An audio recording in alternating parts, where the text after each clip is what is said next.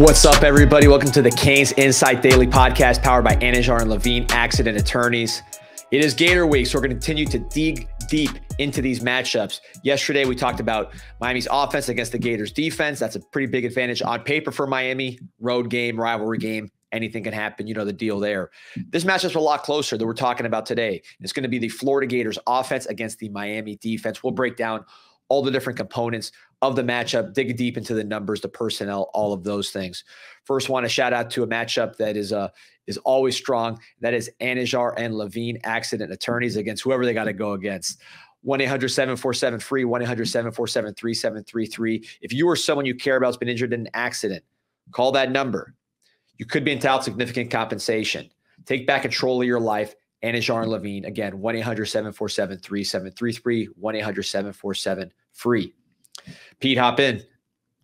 All right, man. So let's just get right to it, man. It's Gator Week. We are loaded. We got Hurricane tomorrow. I know you've been pushing that on social and letting people know.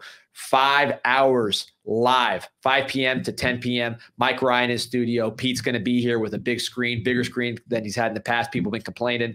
I'm going to be on here. We're going to have tons of guests. You know, you posted the list. Have you posted the list yet? No, I haven't posted the list yet. Well, we've said some of the names, but I have not officially posted the list, so stay tuned for that. And there may be some extra additions on top of that. So excited for everyone to check out tomorrow's show. It's going to be a marathon and hopefully get everyone pumped up for this weekend. Big names, ESPN, Fox, WQAM, you name it. You will hear it tomorrow live. Chat's open, so your questions are part of it too. You guys are always part of the thing. It's going to be a lot of fun. A marathon. I know you're going to be thinking about the Gator game from 5 to 10 p.m. Might as well plug in with us. Don't forget to like and subscribe if you want that notification. All right, so let's jump into this matchup, Pete. So Gators offense against Miami's defense. I think both would agree Gators offense is the strength of their team last year. Miami's defense, I wouldn't say it was a weakness. Miami was pretty balanced last year, but given the additions on offense with Cam Ward, Martinez, I think you have less questions on the offense than you might have on the defensive end. Yeah, you have a lot of moving pieces. I mean, you have moving pieces for Miami on both sides. And look, offense, we talked about it yesterday. We broke it all down. So if you have not checked out that video, go and do that. But you're facing a Florida offense, as we'll get into more here, that the guy leading the charge is not someone who makes a lot of mistakes, right? So I think the explosive plays will be the question for them. But at the end of the day, you have a very experienced quarterback, has played a ton of football, doesn't really turn the ball over that much. They're playing at home. But again, the pieces around him, I think, are what we really have to take a look at here. Yeah, and I want to just start with this because I think this colors everything we're talking about afterwards, which is Florida is not an explosive team by nature. If you look at explosive plays, we'll just go up and down the chart.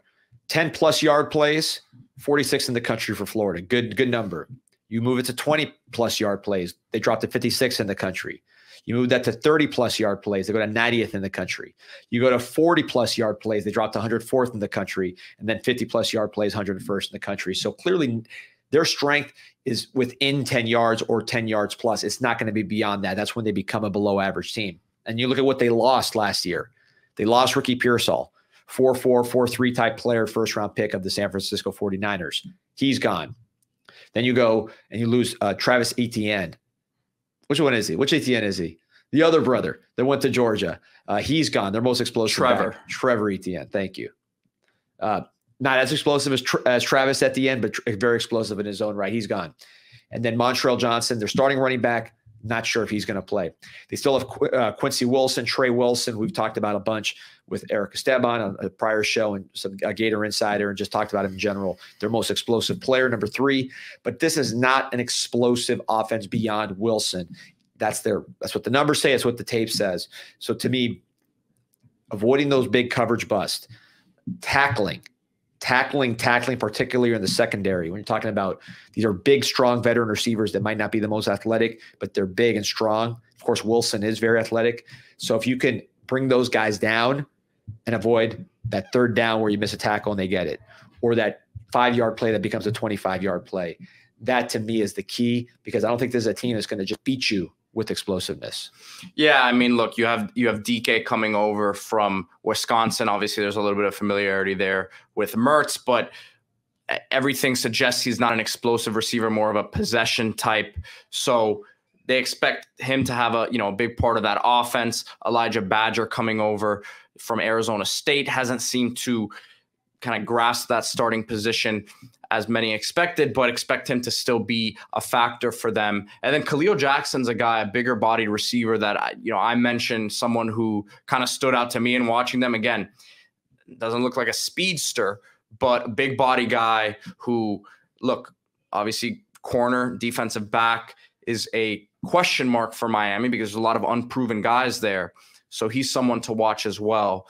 But outside of Wilson, as you mentioned, not too many guys who have shown they can make a big explosive play downfield. And the guys you mentioned, they do have age on them, right? So they've been in the weight room in college for a while. So I'm not envisioning the miss a tackle and they go 60 because they're not those type of players.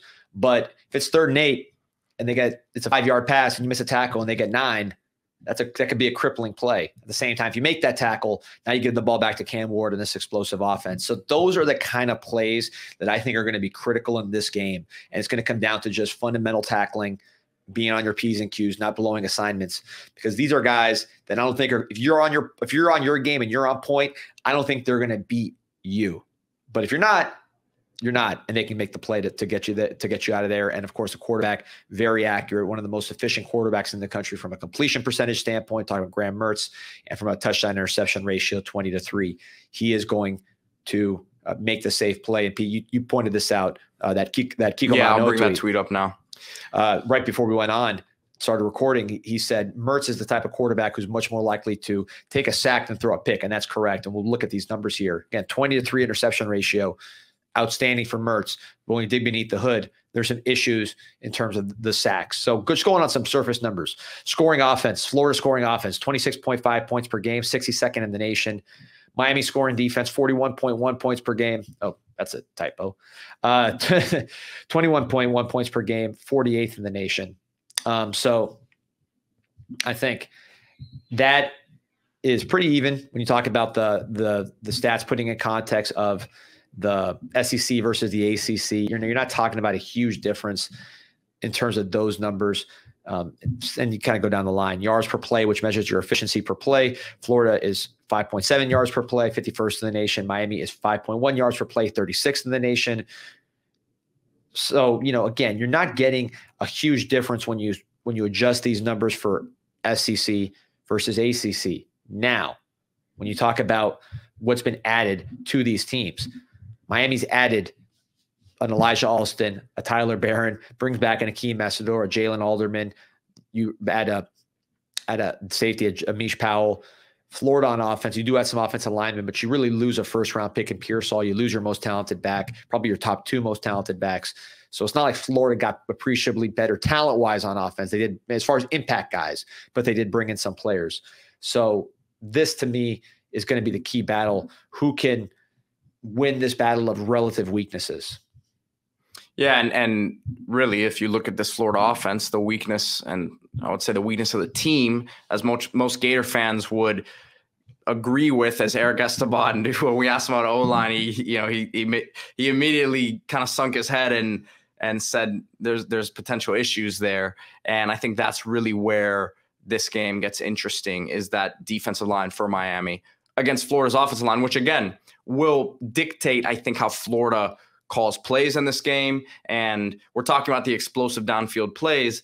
I don't expect him to have the time consistently, at least, to, be able to push the ball downfield. So a lot of side-to-side stuff I expect. Maybe hit us with the play action early in the game as well, catch us off guard there, trying to be a little over-aggressive, the screen game. So the way that the game is called, I believe, will be dictated by the play up front. Yeah, and just going back, if you saw me looking at my computer, I was trying to correct that typo. It's actually 24.1 points per game allowed by Miami last year, 48th in the country. So you're pretty close. Florida's offense versus Miami's defense in terms of where they stack when you adjust for conference. Now, this was an interesting one as I dug up the stats. Florida yards per rush last year, 4.1 yards per carry. That was 72nd in the nation.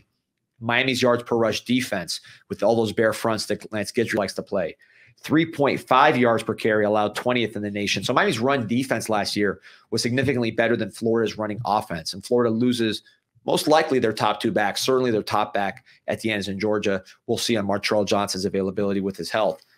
Miami, on their end, I think has increased their run stopping at defensive tackle. You go from Leonard Taylor, who's having a great camp with the Jets, but was up and down for us. Branson Dean, solid player, undersized, had some injuries as well. CJ Clark and Simeon Barrow, these are super senior type players, age-wise, have played very, very well at the Power 5 level. Good against the run, strong, physically mature. I think you're kind of upgrading as far as the run defense with those guys. Your linebackers come back. So to me, I don't see a big reason why Miami's yards per rush or just their general run defense should slip. And for the Gators, I don't necessarily see why they would increase appreciably given that their explosiveness in the backfield has decreased. Agreed. And the Montrell Johnson question, I think we'll be seeing that up until game time, right? They're not gonna show their hand there. But if he does play, I wouldn't expect him to be 100%, again, based off what the Florida people are saying. Yeah, and personnel wise, let's just dig in deep here. Miami is not a huge defensive line on the interior. Right, you have Barrow, who I would say he was a defensive end that grew into a defensive tackle. He is physically mature because he's old and he's strong, but he's not like a Vince Wilfork type, but he's good enough size-wise. Clark, pretty big, 300 plus, but again, he's more of your physically mature, quick guy than what I would say is a gargantuan defensive tackle, like what the Gators might have from a size standpoint. However, the Gators are not that big inside either. When you look at, yes, they have Damian George, who's a monster size-wise, who moved inside from tackle because he was getting cooked so bad at tackle, probably their worst pass-blocking offensive lineman. They move him inside. He's going to give you size. I believe he's at 340 plus. But it's not like he's a proven player.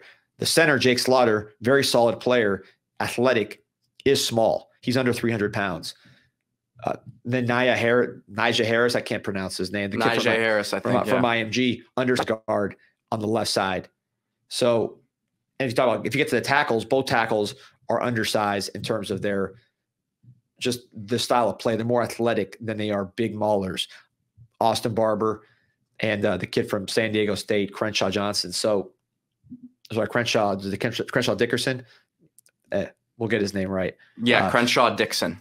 We'll hear his name a lot on Saturday because the announcer's going to be talking about Crenshaw Dixon getting beat for sacks and getting blown up in the backfield. So we will all know Brendan Crenshaw Dixon's name by Saturday. I apologize for not knowing it here on Tuesday.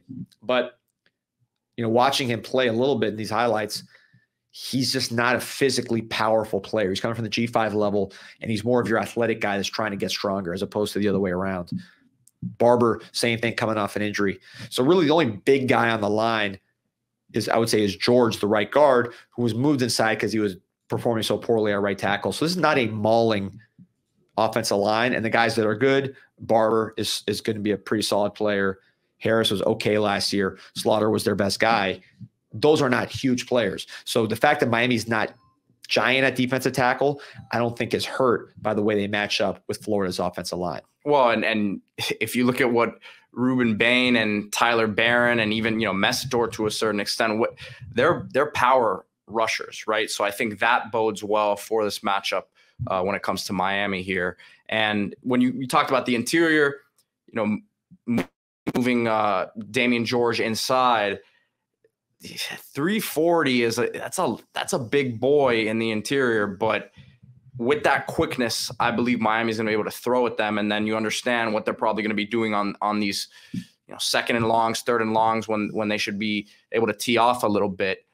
You move Ruben Bain inside there, and then you throw in Elijah Alston on the edge. You throw some of these other guys in the mix there. It could be a scary proposition for the Florida offensive line. Yeah, and that's. By the way, Jake Slaughter, I said he was under 300 pounds. He's listed at 305. I mean, I watched 4 of his games. He's not a big guy. He's really more of your athletic center. If he is that weight, I think he's puffed up. He's not gonna be your move like the Gators have had in the past, where they've had Gators historically have had some pretty big, powerful centers. This guy's not that. He's more of your athletic zone blocking type. With that said, you mentioned the key point, and we're going to get to this on the pass rushing topic too, is Miami's defensive ends are some of the biggest in the nation, on top of being some of the best. Bain, Messidor, Barron, both can play inside. All 3 of them can play inside. They all play with power, like you mentioned, and they're going against tackles that are more finesse than power. So I think that power matchup in the running game, and as we're going to talk about in a second, the passing game favors Miami and is one of, to me, the keys of the game. And we'll just jump right to it because I was saving this discussion for the pass rush, but you brought it up, so it's good to talk about it now. Tackling the defensive backfield is key. To me, the power and knockback on the edges is going to be critical. If Ruben Bain, Messidor, Barron are knocking these tackles into Mertz, he is going to be so constrained that he already has a limited field because of his style of passing, the receivers he has. He's not going to be throwing it down the field. He's not going to have enough time to do that as well. But if he's really feeling that bull rush into him, where even if the guys are blocked, they're getting knocked back and constraining his movement, I think he's going to have a really tough time of generating explosive plays and being consistently accurate. Because even though he has a high completion percentage, he does have misses on throws when you watch his tape. I think it's just uncomfortable when your tackles, a win for them is still getting knocked back, and a loss for them is getting blown up and then getting sacked. Yeah, I wonder if it's a concern at all, D, because we've talked about it, and Eric Esteban mentioned the other day. I think Mertz is a little bit more athletic than people probably give him credit for. I don't think he's going to be, breaking in the pocket and running for 15, 20 yards too consistently. But as Miami pushes upfield and gets aggressive in the pass rush, can he get outside of the tackle box there and make some throws downfield? I think that if you're Florida, obviously is a great scenario for you, but you don't even want to be put in that position to have to, deal with that pressure if you're Mertz. But I think that's probably going to be how, if they do, get some big plays downfield, I think as the play breaks down, potentially that's where they could hurt Miami. No question. And again, that's where the power of these rushes comes in, because that's going to be a constrained pocket. If these guys can do what they're expected to do, they don't need to go around you, although they can go right through these guys. Because just watch the tape. And I pulled up the heights and weights. So I know the Gator fans are going to be in the comments. They're going to say, okay, you're calling Austin Barber undersized. He's 314. You're calling Crenshaw Dixon undersized. He's 322. But you're talking about guys that are almost 6'7" for both of those guys. They are tall and angular. They are not powerful body types. And you will see when you watch their film, that's going to be their weakness. Their strength is going to be the length, the athletic ability. It is not going to be dealing with the knockback. So on that point, let's switch to the passing game. And before we do that, let's talk about our friends at the Miami Hurricanes team store. We did a live pod from there on Friday. They got so many sales going on. The place was packed. Authentic jerseys coming off the shelf for an ungodly percentage off. I'm not going to say exactly what it is. I don't know what the exact deal is right now, but they're cheap. For an authentic jersey, you're not going to find a cheaper one than you will find at the Miami Hurricane team store. And the black strategy jersey, that one looks incredible. The 24, rock your Chris Johnson. They got those, the orange slides, all the products that you can imagine. They're going to be in an official team store. That's what they have, because they are partnered with the University of Miami Athletic Department. This is Harry from All Canes. He just moved right across the street to the Thesis, right there across from campus, near the Thesis Hotel, right there on South Dixie Highway. And it is the Miami HTS.com, which is Miami Hurricane Team Store.com. If you're not local, gear up for the game, gear up for the season. Now is the time. MiamiHTS.com. Okay, moving to the passing game. We've kind of previewed some of this with the power discussion. Florida's yards per pass, 7.8 yards per pass, 43rd in the country. I think the reason that yard per pass is so high is not the explosive plays, as we've gone through those numbers, but really because the ball doesn't hit the ground that often. So you don't have incompletes. Yards per pass is influenced by explosiveness. It's also influenced by completion percentage, because when the ball hits the ground, that's a 0, right, in the average. So Florida, because of their high completion percentage, 7.8 yards per pass for a solid 43rd number. Miami yards per pass against, 7.1, and that's 52nd in the country. This is a key one. Florida sack percentage allowed. This is the percentage of dropbacks where Florida comes back and gets sacked. 115th in the nation, 9.38%. Miami sack percentage, as far as their sacks, percentage of sacks on the opponent's dropbacks, 40th, which is less than they've been in the past, 7.33%. Now, one of the reasons Miami sack percentage slipped last year is because of injury. You did not have a key Messidor. You were missing some key guys. Their top two rushers, really the only two rushers that had a huge year. Ruben Bain, of course, we know what he did as a rookie. Kiko Mauanoa, the linebacker. You bring both those guys back. They're both improved. Now you add Key Messidor. You add Tyler Barron. You add Elijah Alston. This should be a top 10 Miami pass rush. And the question is, can Florida improve from the bottoms where they're at now, 115th? Yeah, that's where this matchup is won or lost. I really think so. If Florida can hold up better than we're expecting, then I think it's going to be a tougher game than a lot of Miami fans are expecting, and tougher than maybe how we're talking here a little bit, because again, we're basing this off of last year's numbers, but all we can do is do that and then look at who has been added for each side. And Miami has, personnel-wise, upgraded big time there. I think Lance Guidry was kind of forced to do things last year, as we've gotten into at times during this podcast. He was forced to do things maybe that he wasn't planning on doing before the season, before these injuries popped up, right, D? So I think not only is the personnel different, but I think Guidry is going to probably be able to do more of what he hopes to do in terms of sending pressure. Yeah, and I think, I don't know this from a game plan standpoint, but when you know that the other team's not built to burn you deep, I think it opens up a lot, because yes, you do have to worry about Quincy Wilson. And these are college. Eugene Wilson. I'm getting old. Quincy wore number 3 too, didn't he? I think so. And there was also Quincy Wilson who ran track for USA over the summer. That's so right. Maybe the name, I think he's a 16-year-old. So maybe the name kind of, pop back up in your memory there. Trey Wilson. We'll say Trey. Yeah. Trey Wilson, number 3. He can go deep on you. But other than that, they're not built to do it. Now, look, they're SEC receivers.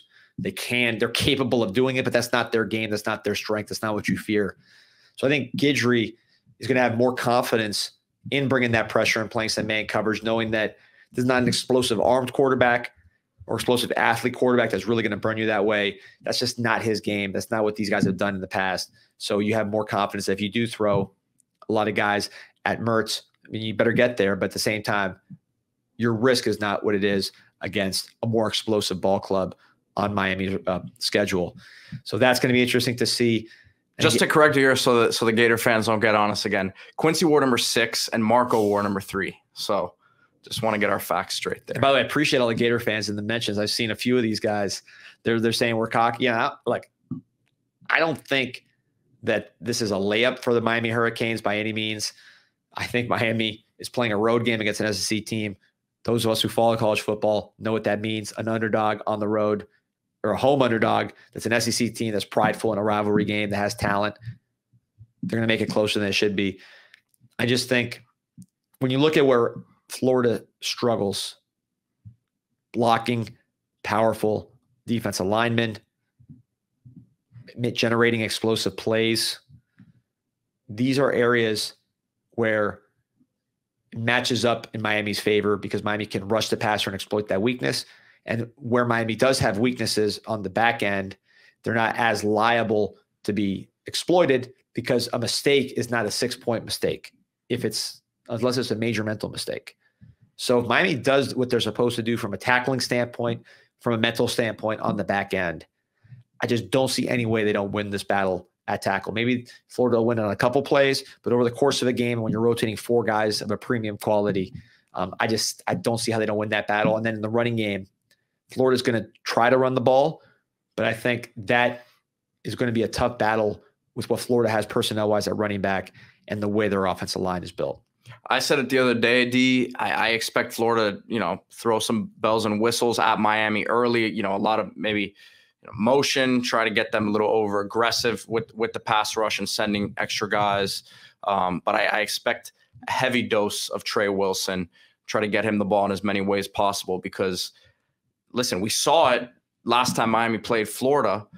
The play that busted the game open for the Gators early in that game was Kadarius Toney threw the ball out to him wide, and he made 13 guys miss for Miami, and there was 11 on the field. So that sort of thing, like you said, the tackling is of the utmost importance, because Wilson has that ability, right? So we can't discount him and the ways that they're going to try to scheme him the ball, but you expect Miami to be pretty aware that is probably what's going to happen. So yeah, and look, that's the guy they got to stop. It's about difference-making players. You mentioned that game, DJ Dallas, who's still in the pros. He had a difference-making play in that game for Miami. Kadarius Toney, of course, another Gator bust, but very talented. He made the play for the Florida Gators. So Wilson is a difference-making player on this Florida Gator offense, but I think he's probably the only true difference-making player. The other guys are capable of making plays to hurt you, but that's not going to be they're not going to beat you at your best, is I guess the best way to put it. Well, Wilson can. But on the Miami standpoint, we talked about it yesterday. Ward can beat you when you're at your best. Martinez can beat you when you're at your best. These receivers can beat you when you're at the best. So I think that's why Miami is favored in this game, just the greater volume of impact players and the fact that Florida's offensive line does not match up well with Miami's defensive line. Agreed. And D, of course, we're back in the merchandise game here. If you want to get your Canes Insight merch, check out the Canes Insight shop on Shopify, which we have the link in the description of the video you check out here. Have, of course, the classic Canes Insight tee, the hoodie, some of the other stuff you may be familiar with from the message boards on Green Canes Tree Insight. All-American, that's a good one. The Green Tree All-American one. And then this one right here, I think is pretty sweet. Obviously, tomorrow we have the Hurricane from 5 to 10. The marathon will be running with Mike Ryan and a load of guests. So this tee is, I think it's pretty nice, man. That logo's pretty sweet. And stay tuned because tomorrow I have an announcement as well. If you're in the market for some big time memorabilia, Canes memorabilia, going to be dropping something very, very special for all of you guys out there on Canes Insight. But yeah, D, one day closer, man. Every morning I wake up, it's easy to pop out of bed these days. This week, I mean, listen, we've been doing the daily show since, what was it, March that we've been doing it? So, I mean, we've been every single day, Monday through Friday. We have not missed a day. It's easy now. We have stuff to talk about every day here. Just pumped up for this weekend. And again, keep it locked on CanesInsight.com as well. Remember to like this video and subscribe to the channel. Have a bunch of stuff coming up this week. Excited for tomorrow, though. Hurricane, 5 hours, live, 5 to 10. Tune in. You're not going to be regretting that decision with the amount of folks that we're going to have on. You're going to be thinking about that game the whole week. Might as well tune in for 5 straight hours with fellow maniacs. And then Thursday, I'm dropping my Hype podcast, the 7th annual preseason Hype podcast. Already recorded it. It was a lot of fun. You guys are going to enjoy that one on Thursday. Probably at the crack of dawn, we'll drop that one. It'll be on all day. So till then, go Canes.